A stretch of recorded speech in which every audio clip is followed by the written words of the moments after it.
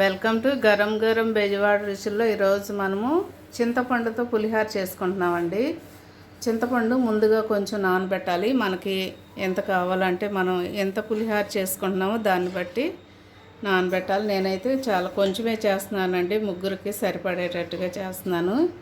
చూడండి, ఇలాగా ముందుగా నానబెట్టుకొని చింతపండు ఇలా మెత్తగా చక్కగా చిక్కగా వచ్చేటట్లుగా గుజ్జు మనము చింతపండు తీసుకోవాలి. ఇట్లాగా చూడండి, ఇలాంటి దాంతో వడపోసుకోవాలండి మనం తీసి. ఎందుకంటే దానిలో గింజలు కానీ చింతకాయ తొక్కు కానీ ఉంటుంది కదండి, అలాంటి ఈ పులిహోరలోకి రాకుండా ఇలాంటి దాంతో జ్యూస్ వడపోసే దాంతో మనం వడపోసుకుంటే ఇలా చక్కగా చిక్కగా నీట్గా ఉంటుంది. దీన్ని ఇప్పుడు మనం ఉడకబెడుతున్నామండి. స్టవ్ మీద పెట్టుకొని మీడియం ఫ్లేమ్లో పెట్టుకొని చక్కగా దగ్గరకు వచ్చేంతవరకు కూడా దీన్ని ఉడకబెట్టుకోవాలి. చూడండి, ఇట్లాగా దగ్గరకు వచ్చేంతవరకు చింతపండు ఉడకనియాలండి. ఇంకా కొంచెం ఉడకాలి, ఎందుకంటే ఇలా దగ్గరకు వస్తే కనుక పులిహోర చాలా టేస్ట్గా ఉంటుంది. నీళ్ళగా మనం కలిపేసామనుకోండి, పులిహోర కూడా నీళ్ళగా చప్పగా ఉంటుంది. కానీ ఇలా దగ్గరకు వస్తే చింతపండు దగ్గర ఉడికితే చాలా టేస్టీగా ఉంటుంది. ఇంకా ఒక 5 నిమిషాలు ఉడకనిచ్చి మనం తీసేద్దామండి. దగ్గరికి వచ్చేసిందండి చింతపండు. ఇలాగా మనం ఇప్పుడు స్టవ్ కట్టేసి పులిహోర ఎలా కలుపుకోవాలో చూద్దాము. ఇప్పుడు పులిహోరకి తాలింపు పెడుతున్నామండి. స్టవ్ వెలిగించుకొని కళాయి పెట్టుకుందాము. ఇప్పుడు తగినంత ఆయిల్ వేసుకోండి. మీరు పులిహోర ఎంత చేస్తున్నారో దాన్ని బట్టి సరిపడా వేసుకోండి.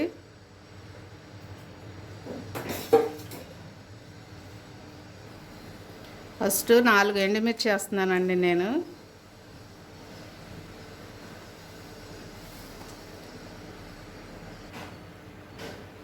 కొంచెం శనగగుళ్ళు వేస్తున్నానండి నేను. ఇగో చూడండి, ఇవి వేస్తున్నాను. శనగగుళ్ళు వేసుకోండి, టేస్ట్ బాగుంటుంది. ఎందుకంటే మనం పులిహోర తింటున్నప్పుడు శనగగుళ్ళు కూడా వేసుకుంటే టేస్ట్ చాలా బాగుంటుంది. కొంచెం పచ్చిశనగపప్పు వేస్తున్నానండి. ఇది చూడండి, పచ్చిశనగపప్పు. అలాగే చాయ్ మినపప్పు వేస్తున్నానండి. మనం తాలింపులో వేసుకుంటాం కదా చాయ్ మినపప్పు, అదే వేస్తున్నాను. కొంచెం ఆవాలు వేస్తున్నానండి. ఆవాలు వేస్తున్నాను. ఆవాలు కొంచెం లైట్గా వేసుకోండి, ఎక్కువ వద్దు, చేదుగా ఉంటాయి కదా. అలాగే కొంచెం జీలకర్ర వేస్తున్నాను. ఇవన్నీ కూడా చక్కగా ఎర్రగా వేగేంతవరకు సిమ్లోనే పెట్టి వేయించుకోండి.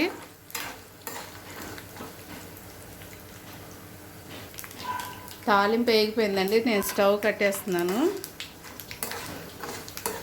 ఇప్పుడు దీనిలో కొంచెం మనం పులిహోర కరివేపాకు వేస్తున్నాను.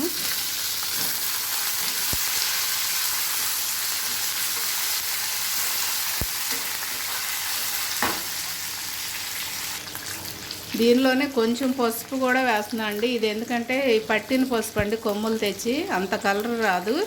కానీ మీరైతే కొన్న పసుపు ఉంటే మీ దగ్గర వేసుకోండి. పులిహోర కూడా మంచి కలర్ఫుల్గా ఉంటుంది. చూడండి, తగినంత సాల్ట్ వేసుకోండి. దీనిలో మనం ముందుగా ఉడకబెట్టుకున్న చింతపండు ఇప్పుడు మనం ఈ రైస్లో కలుపుతున్నానండి నేను.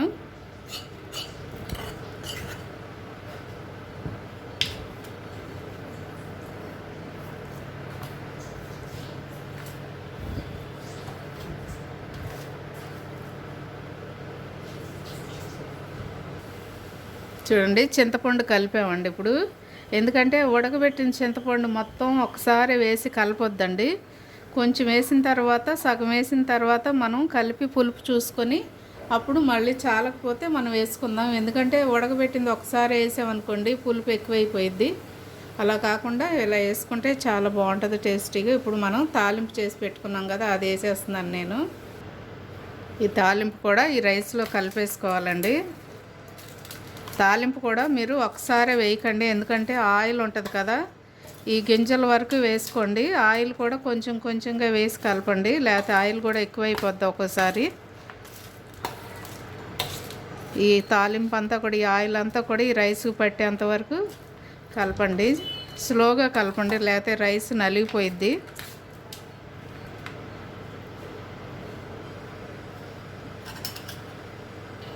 చూడండి, చింతపండు అయితే పర్ఫెక్ట్గా సరిపోయిందండి. నేను వేసిన చింతపండు అలాగే వేసిన ఆయిల్ తాలింపు కూడా పర్ఫెక్ట్గా సరిపోయింది. కొంచెం సాల్ట్ తక్కువైందండి. నేను సాల్ట్ వేసి మళ్ళీ కలుపుతున్నాను. కొంచెం సాల్ట్ వేస్తున్నాను. మీరు కూడా చూసి కలుపుకుంటూ ఉంటే మనకి అన్నీ కూడా పర్ఫెక్ట్గా సరిపోతాయి. ఎందుకంటే ఇది మనం చింతపండు దగ్గరగా ఉడకబెడితే, ఎందుకంటే అండి ప్రయాణాల్లో మనం ట్రైన్లో వెళ్ళినప్పుడు కానీ 2 రోజులు మనకి ట్రైన్లో ఫుడ్ కావాలన్నప్పుడు ఇలా చేసి పెట్టుకున్నాం అనుకోండి, 2 రోజులు 3 రోజులు కూడా ఈ చింతపండు పులిహోర పాడవదండి. చాలా టేస్ట్గా కూడా ఉంటుంది. అలాగే మన ప్రయాణంలో ఇబ్బంది పడకుండా చూడండి, మనం బయట కొన్నప్పుడు చాలాసార్లు మనం పాడైపోయినటువంటి టిఫిన్ ఇస్తారు. చాలాసార్లు మనం పడేసే ఉంటాము. నేను పడేసానండి చాలాసార్లు కూడా, అవి పాడైపోయినాయి. కాబట్టి అలా మనం డబ్బులు వేస్ట్ చేసుకోకుండా ఇలా కనుక కొంచెం కలిపి మనం చింతపండు పులిహోర పెట్టుకున్నామంటే మనం 2 రోజుల వరకు ప్రయాణంలో మన పిల్లల్ని తీసుకెళ్ళినా ఇబ్బంది లేకుండా ఉంటుంది. అందరూ కూడా తప్పకుండా ట్రై చేయండి. చాలా టేస్ట్గా ఉంటుంది చింతపండు పులిహోర. దీనిలో కొంచెం కొత్తిమీర వేస్తున్నానండి. సన్నగా కట్ చేసి పెట్టుకున్న కొత్తిమీర వేసుకోండి. అలాగే మీ దగ్గర క్యారెట్ తురుమున్నా కూడా వేసుకోండి, చాలా బాగుంటుంది. క్యారెట్ తురుము కూడా చాలా బాగుంటుందండి ఈ పులిహోరలో. మనం అంతా కూడా కలిపేసుకుందాం. చింతపండు పులిహోర రెడీ అయిపోయిందండి. ఎంతో టేస్టీగా ఉండే చింతపండు పులిహోర రెడీ అయిపోయిందండి. మీరు కూడా తప్పకుండా ట్రై చేయండి. అలాగే నాకు కామెంట్స్లో పెట్టండి. అలాగే మా ఛానల్ని మర్చిపోవద్దండి, గరం గరం బెజవాడ రుచులు. ఇప్పటి వరకు సబ్స్క్రైబ్ చేయని వారుంటే సబ్స్క్రైబ్ చేయండి, షేర్ చేయండి, లైక్ చేయండి. Thank you.